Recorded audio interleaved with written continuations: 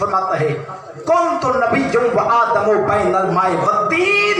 अल्लाह को सुन रहे हो जाहिल के बच्चों, अभी तुम्हारा अब्बा आदम मिट्टी और पानी के दरमियान खमीर हो रहा था, मैं उस वक्त भी नबी था।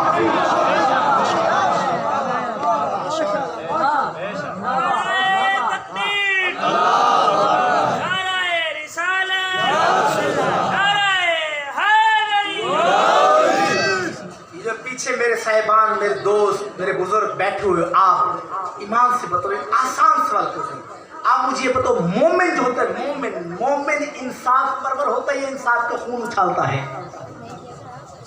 नहीं, सारे इलाके नहीं, मैं जबान से पूछूं, जबान से बताओ, मोमिन इंसाफ परवर होता है, इंसाफ का खून उछालता है? आप बताओ जी। इंसाफ परवर, इंसाफ यही है कि मैं इतना बुलंद आवाज से पढ़ रहा हूँ और आपकी बिल्कुल यार थोड़ा मेरे साथ बोलोगे तो मैं पढ़ सकूंगा ना।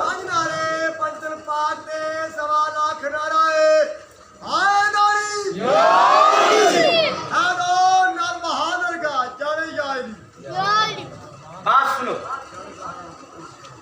नबी से तो पूछो कि वो कब नबी बना? मतलब कौन तो नबी हूँ आदम बैनल माए वद्दीन, मैं उस वक्त नबी था।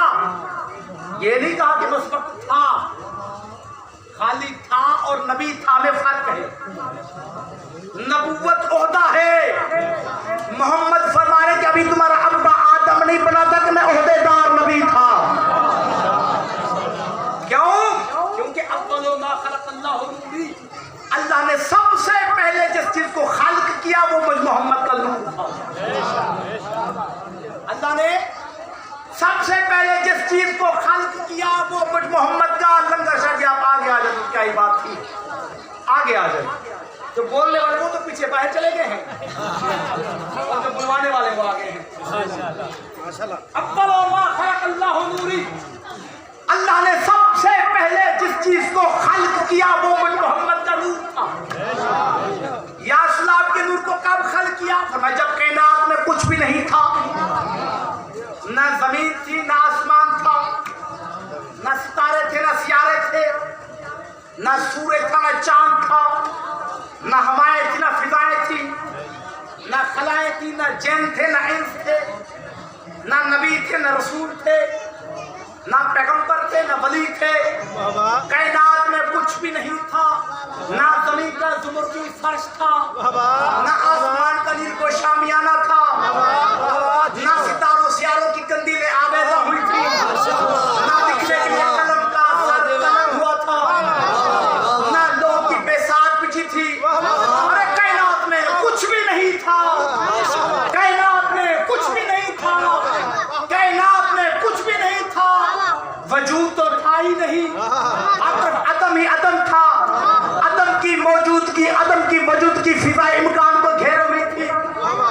हर तरफ शुमाल और जनूब और मशरिक और मगरिब के मोहताज थे। पहाड़ों की बुलंदी फौकियत की जोया थी। आबे दरिया कश्ती का मुतलाशी था। जमीन बिछने के लिए पानी की रवानी तलाश कर रही थी। आसमान बुलंद होने के लिए सूरज दुखान तिलावत कर रहा था। ना पैर था, ना बूटा था, सारा जहां सूना सूना सा था, बल्कि था ही नहीं। सूरज था, उसकी चमक थी, चांद था, उसकी दमक थी, सितारे थे, उनकी झलक थी, डालियां थी, उनकी लचक थी, बुलबुल था, उसकी चहक थी, कली थी, उसकी महक थी, गुंजे थे, उसकी चटक थी। किसी मुनाफिक के दिल में विलायत अली का खार था, उसकी खटक थी।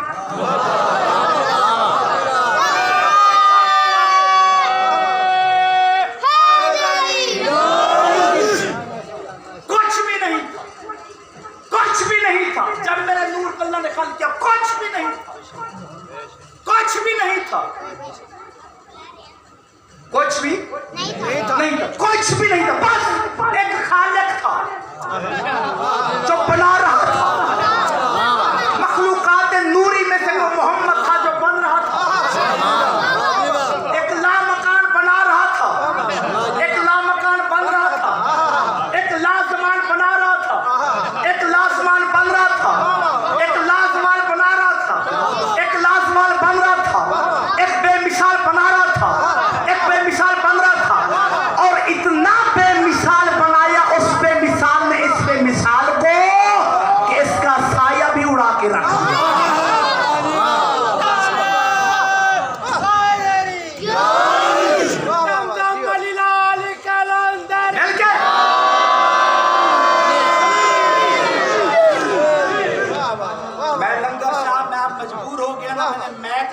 चले जाना। ये मजमा नहीं बोल रहा मेरे साथ। सुल्तान से तू नाल बैठने वाला ही चुपके बैठे छोटी जा रहे कुछ भी नहीं था और इतना बेमिसाल बनाया उस पे मिसाल से मिसाल को किसका साया भी उड़ा के रख दिया। साया भी नहीं बनाया, साया भी नहीं बनाया। भाई मकसद क्या था, क्यों ना बनाया साया? हर चीज का कोई मकसद होता है ना, मकसद होता है ना। लंगर शाह क्यों ना बनाया उसने अपने हबीब का साया? शाह साहब क्यों ना बनाया अल्लाह ने तेरे नाना का साया? मकसद क्या था? मकसद अल्लाह कहते हैं मैंने अपने हबीब का साया उड़ा कर दिया। मकसद ये था कि मेरे महबूब का साया भी उस जैसा ना हो जाए।